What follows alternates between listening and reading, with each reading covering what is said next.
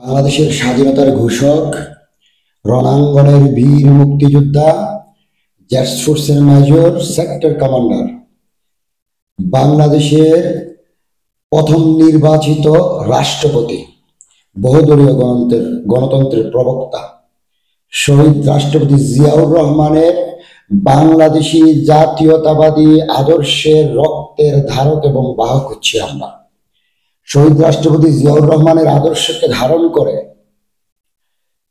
দেশনেত্রী বেগম খালেদা জিয়ার বাংলাদেশের স্বার্থে, বাংলাদেশের প্রশ্নে আপোষহীন নেতৃত্বকে সম্মান করে ধারণ করে আমরা বাংলার জাতীয়তাবাদী যুবদলের রাজনীতিতে সক্রিয়। আমরা বাংলাদেশ জাতীয়তাবাদী যুবদল গত 17 বছর আমাদের নেতা,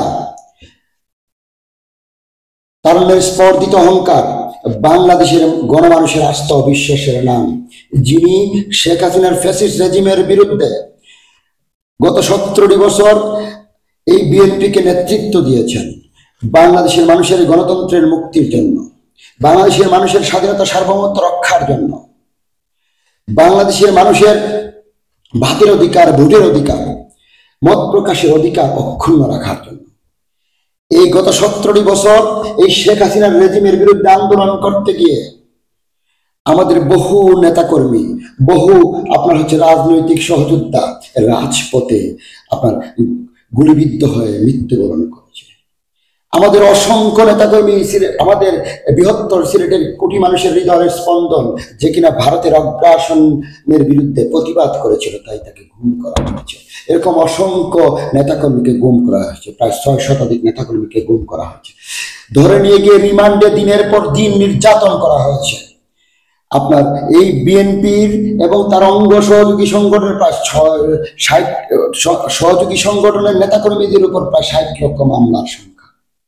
এই সেই দল, যে দলটি বাংলাদেশের মাটি ও মানুষের কথা ভাবে, বাংলাদেশের গণতন্ত্র পুনরুদ্ধার আন্দোলনে, বাংলাদেশের স্বাধীনতার সার্বভৌমত্ব রক্ষার আন্দোলনে এই ফ্যাসিস্ট, খুনি, অবৈধ দখলদার শেখ হাসিনার বিরুদ্ধে দীর্ঘ সংগ্রামের মধ্যে দিয়েও মাথা উঁচু করে দাঁড়িয়ে থাকার নামটি হচ্ছে বিএনপি।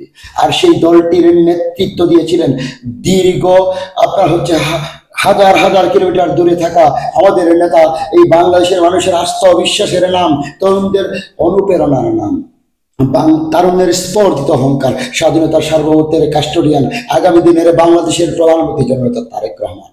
এই যে জুলাই আগস্টের গণ আন্দোলন, 36 দিনের এই আন্দোলনে যখন এই বাংলাদেশের মানুষের কথা ভেবে, বাংলাদেশের মানুষের মুক্তির আন্দোলনের জন্য এক দফা দাবিটি এবং এক দফা ডাক দিয়েছিলেন আমাদের নেতা, তারুণ্যের স্পর্ধিত অহংকার জননেতা তারেক রহমান। তারেক রহমান এই আন্দোলনের মহানায়ক।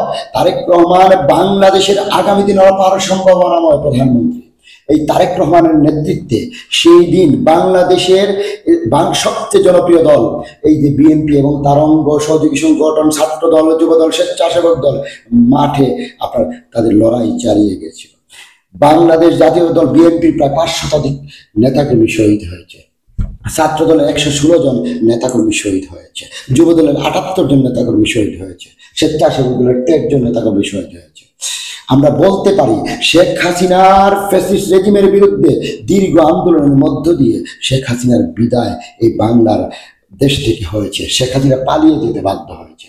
আজকে একটি সুন্দর, সুশৃঙ্খল, ডিসিপ্লিন একটি বাংলাদেশ গড়ার লক্ষ্যে তারেক রহমানের নির্দেশনা অনুযায়ী বাংলাদেশ জাতীয়তাবাদী দল এবং আমরা কাজ করতেছি।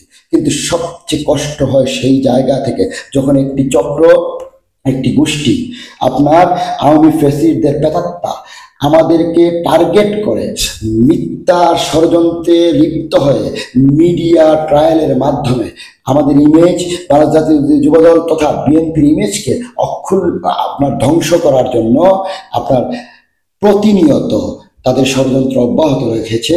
তখন বিএনপি রাষ্ট্র গঠনের, রাষ্ট্র সংস্কারের 31 দফা নিয়ে মাঠে ঘাটে, গ্রামে গঞ্জে প্রত্যেক ঘরে আপনার হচ্ছে যাচ্ছে যে আগামী দিনের বাংলাদেশ কেমন হবে। তারেক রহমানের ঘোষিত 31 দফা বাংলাদেশের জন্য কি? কারণ বাংলাদেশের সংস্কারের সাথে বিএনপির সম্পর্ক, বিএনপি বাংলাদেশের সংস্কারের জনক। কারণ হচ্ছে আমরা চাই বাংলাদেশ বিশ্বের মানচিত্রে মাথা উঁচু করে দাঁড়াবে। ইনশাল্লাহ তারেক রহমান আসবেন বীরের বেশে বাংলাদেশে। তারেক রহমান যেদিন বাংলাদেশে আসবে সেদিন এই অচল বাংলাদেশ সচল হবে। বাংলাদেশ জিন্দাবাদ, বাংলাদেশ জাতীয়তাবাদী যুবদল জিন্দাবাদ।